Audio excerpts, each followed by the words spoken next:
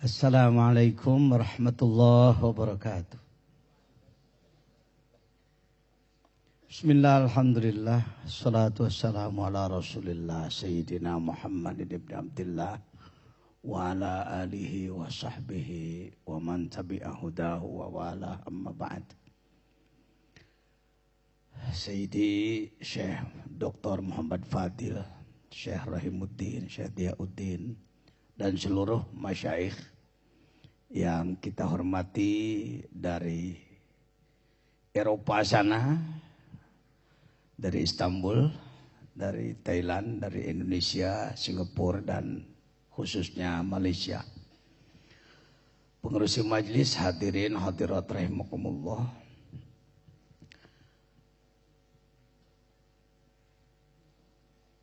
Kalbu kita sangat bahagia.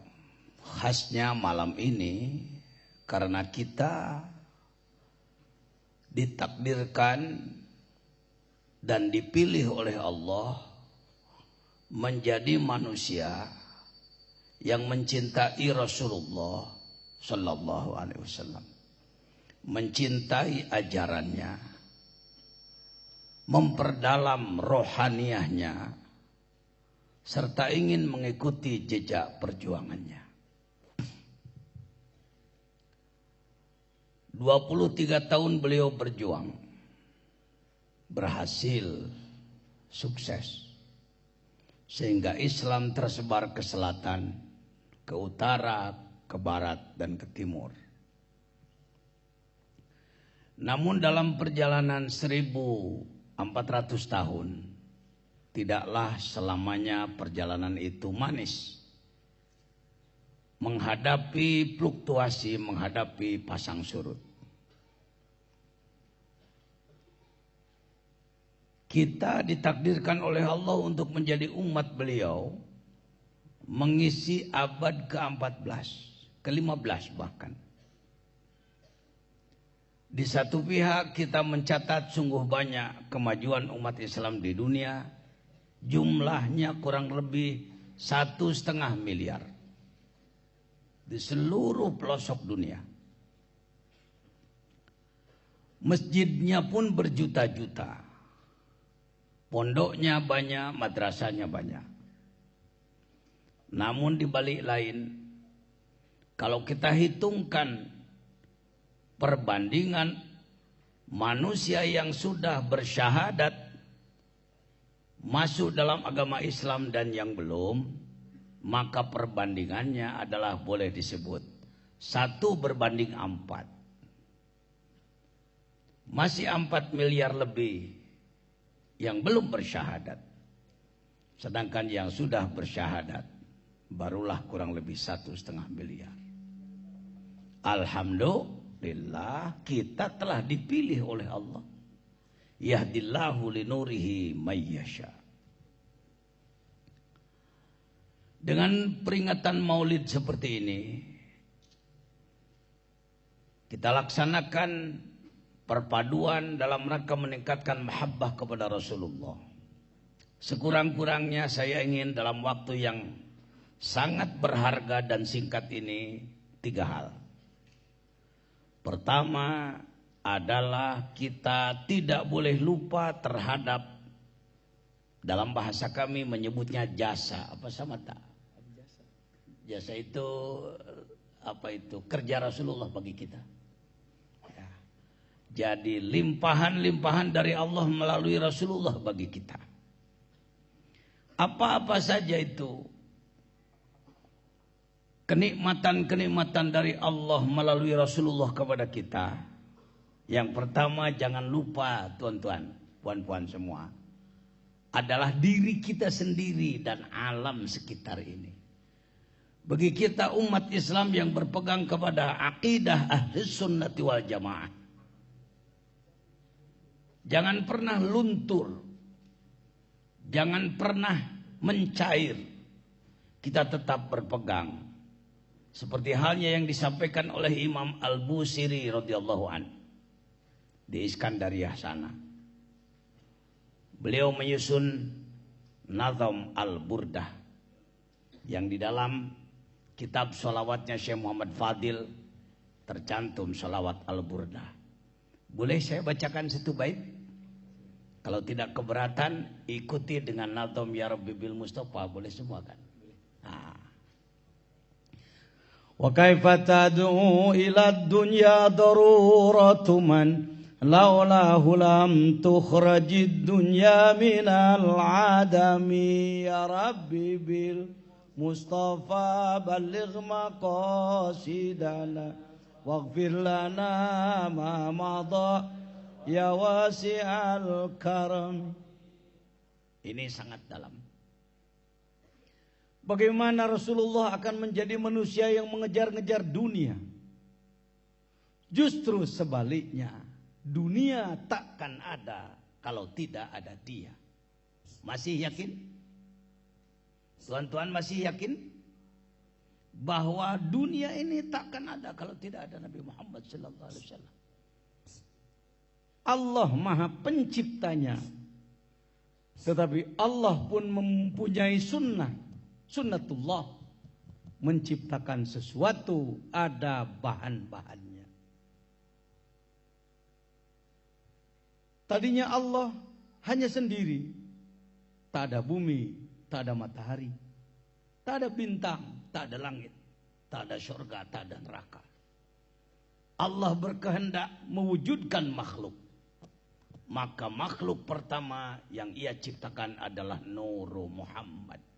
Ini sudah sangat banyak orang yang tak senang itu. Dengan bermacam-macam dalil, orang dibuang, dijauhkan daripada itu. Saya sebagai salah seorang murid tasawuf berani mengatakan, ketika umat Islam kehilangan kesadaran, keyakinan terhadap Nur Muhammad, maka ia tidak akan berupaya untuk mengejar hakikat Muhammad. Saya ulangi, sebagai salah seorang khadim kun, apapun posisi saya nanti, bahwasanya ketika kita mengatakan apa itu Nur Muhammad, itu bualan, itu bohong, itu Israiliyat, itu pembicaraan yang dibuat-buat, itu dhaif dan bermacam-macam, silakan. Tetapi ketika kita kehilangan pembahasan Nur Muhammad, hilang keyakinan dari kalbu kita, takwa kita tidak akan menjadi takwa sempurna, tuan-tuan. Masih adakah sekarang orang yang berani melaksanakan zikir beratus-ratus ribu? Sungguh sulit. Zikir sedikit, Allahumma anta salam, loncat sudah. Baru wirid sedikit, baca sholawat sedikit, sudah merasa puas. Karena yang dikejar hanya pahala. Ingin mendapatkan pahala imbalan dari Allah sahaja. Tidak bicara wusul. Ini yang hilang dari umat Islam, termasuk di Nusantara. Dari utara Myanmar sampai selatan Jawa sana. Orang tak lagi banyak bicara soal wusul ilallah. Yang dibicarakan adalah jaza, pembalasan. Kalau kita menurut kepada ulama ahli tasawuf, ahlu tahqiq, ahlul kurbah, wassawabu fi maudhi'i ulfid dawa. Orang yang ibadahnya hanya ingin pahala, itu masih sama dengan kelas kambing dia sebut. Ia mengembik karena ia ingin makan, diberi makan ia berhenti. Hadirin, inilah yang melemahkan Islam. Kita tidak terlalu kurang pengetahuan.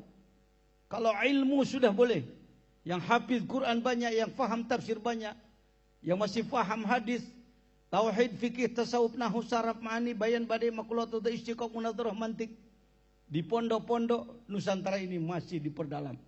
Tetapi yang sangat kurang adalah ilmu rasa. Ilmu rasa. Tidak tembus pengetahuan dari otak ini ke dalam kalbu. Kalbu pun masih salah paham.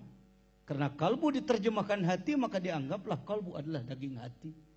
Padahal kalbu adalah dimensi abstrak dalam diri kita. Dimensi ketuhanan dalam diri kita. Tak ada fisik, bukan fisikal. Sanubari bukanlah perasaan, tapi sonubar adalah nama buah. Sonubar adalah nama buah organ tubuh yang seperti buah sonubar adalah jantung. Latifatul qalbi berada di wilayah jantung di sebelah kiri. Hadirin rahimakumullah. Baik. Jadi yang pertama, mari kita jangan lupa bahwa kita semua ini, bumi ini yang kita makan nasi, makan roti, asalnya dari tumbuhan dari tanah dari Nur Muhammad. Itu asbab barokah itu. Orang sekarang mencari barokah, minta doa kemana-mana, padahal barokah di depan mata sendiri dia lewat. Yakini.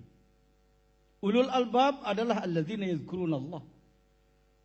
Mengingat melihat makhluk tembus kepada Allah. Lihat dalam Al-Hikam, may yashhadil kaun walam yashhadillah fi aw indahu aqablahu aw ba'dah.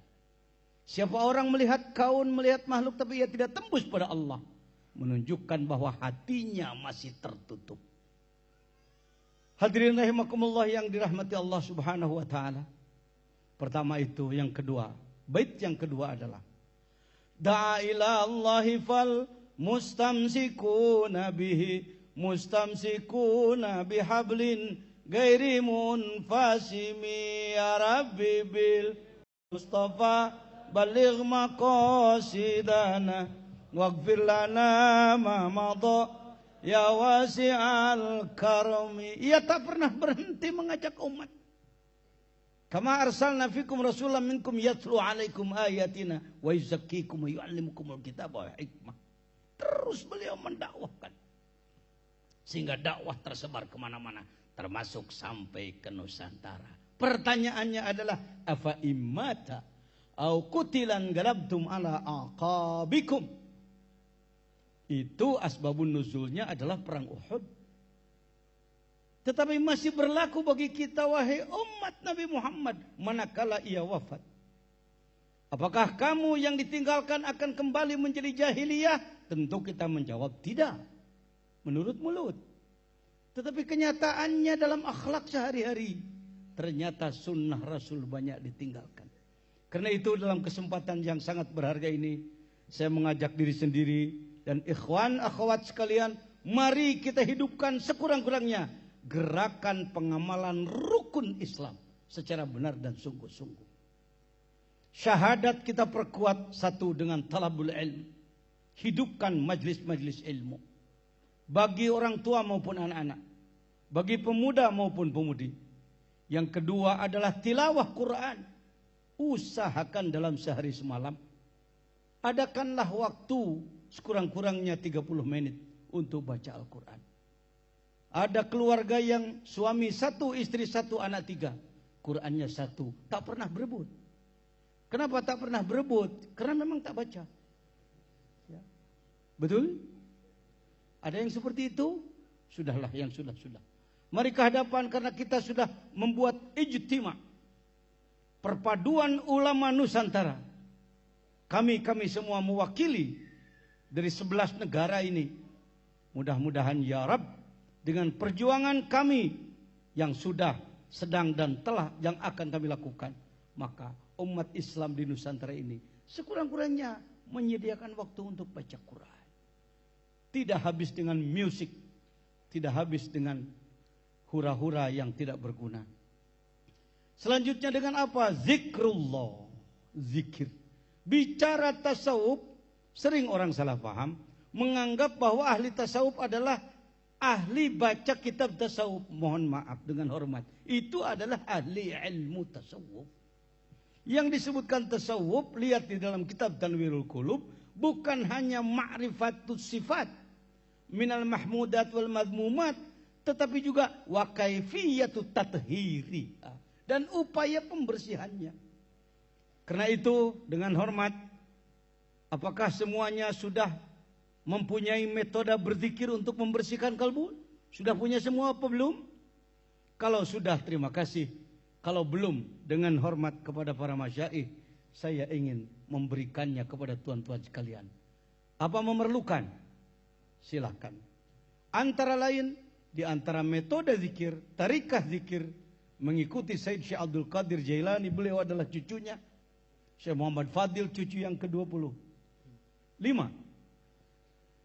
La ilaha illallah diucapkan dengan lidah ditarik dengan rasa dari pusar ke ubun-ubun, menembus 3 latifah. Latifah akhfa di tengah dada, latifah nafsi antara 2 alis, sedangkan latifah kolab di atas ubun-ubun. Kalimat ilaha ini dijelaskan dalam kitab Fathul Arifin Sayyidi Syekh Khatib bin Abdul Ghaffar As-Sambasi, guru besar Masjidil Haram, imam besar Masjidil Haram, di Jabal Qubays sana, di saat Makkah, dipimpin oleh para ulama sufi, ahlul qurbah, ahlul muraqabah pada Allah. Agak berbeda dengan sekarang, mohon maaf. Maka diucapkanlah kalimah la seperti tadi. Ilaha menembus di dada sebelah kanan, illallah menembus di dada di sebelah kiri. Bagi yang memerlukan, mari kita sama-sama mengucapkannya 3 kali. Bismillahirrahmanirrahim. La ilaha illallah. La ilaha illallah. La ilaha illallah. Sayyiduna Muhammadur Rasulullah. Diamalkan paling kurang setiap pada sholat fardu 165 kali.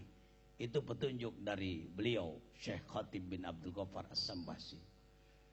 Apakah sendiri atau secara berjamaah?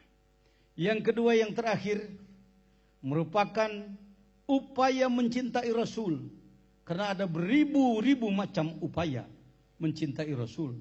Adalah zikir untuk mengisi setiap denyut jantung. Banyak orang menganggap bahwa nikmat besar dari Allah adalah kereta mewah, rumah besar, tapak luas. Padahal denyut jantung berapa juta ringgit harganya. 1 kali denyut jantung. Latus alunna yauma idzin anin na'im. Denyut jantung akan ditanya oleh Allah. Nafas pun akan ditanya oleh Allah nanti. Dengan hormat kepada para mursyidin, saya tidak bermaksud melangkahi, tetapi kesempatan yang sangat berharga ini agar terbawa pulang tak hanya mendengarkan syarahan ceramah, dalil-dalil, tetapi ada yang bisa diamalkan. Mari kita tundukkan kepala ke sebelah kiri. Bagi yang memerlukan, tundukkan kepala ke sebelah kiri. Pejamkan mata, rapatkan bibir, lipatkan lidah ke atas sedikit, rapatkan dagu ke dada sebelah kiri. Sebutlah dalam setiap denyut jantung nama Allah di dalam kalbu. Mohon izin, sebutlah di dalam kalbu. Saya akan mengetuk mic ini sebagai komando terhadap ketukan jantung di dalam dada kita. Allahu Allah, Allahu Allah, Allahu Allah, Allahu Allah. Ya Rabb,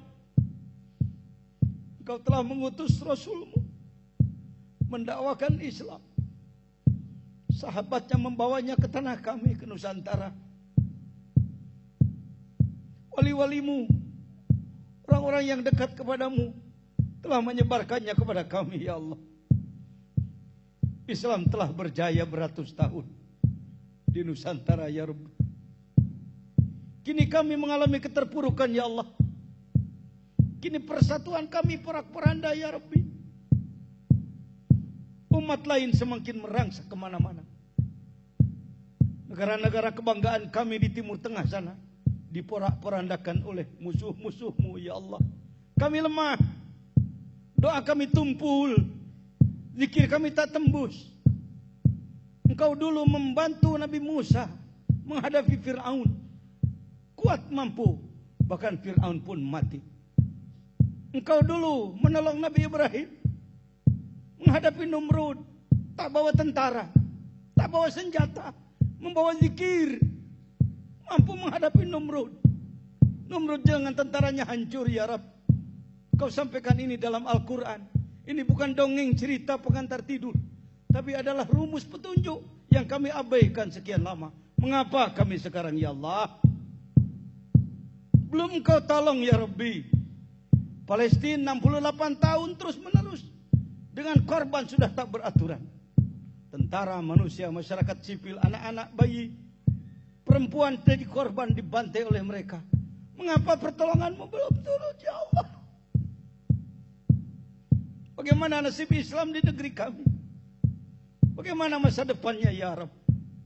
Tergantung pada kami, karena Engkau telah memberikan petunjuk. Kami akan berupaya membangkitkannya kembali, ya Allah. Tafsir Wali Agungmu Syekh Abdul Qadir Jailani telah sampai lagi kepada kami. Kitab-kitab leluhur kami telah kami temukan lagi.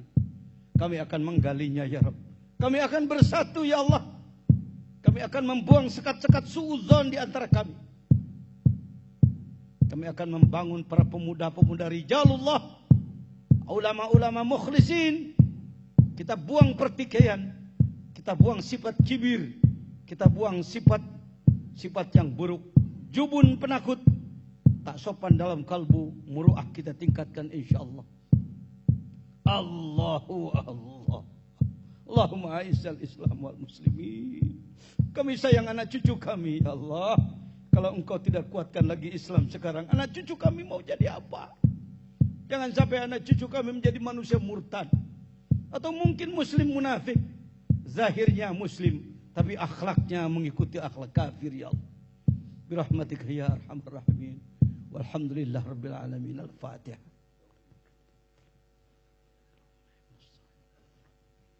Shiratal ladzina an'amta 'alaihim ghairil maghdubi 'alaihim. Kepada yang memerlukan, karena harus ada kalimat ijab dan qabul, saya sampaikan ajaztukum, silakan jawab, qabiltu, dan silakan diamalkan. Terima kasih.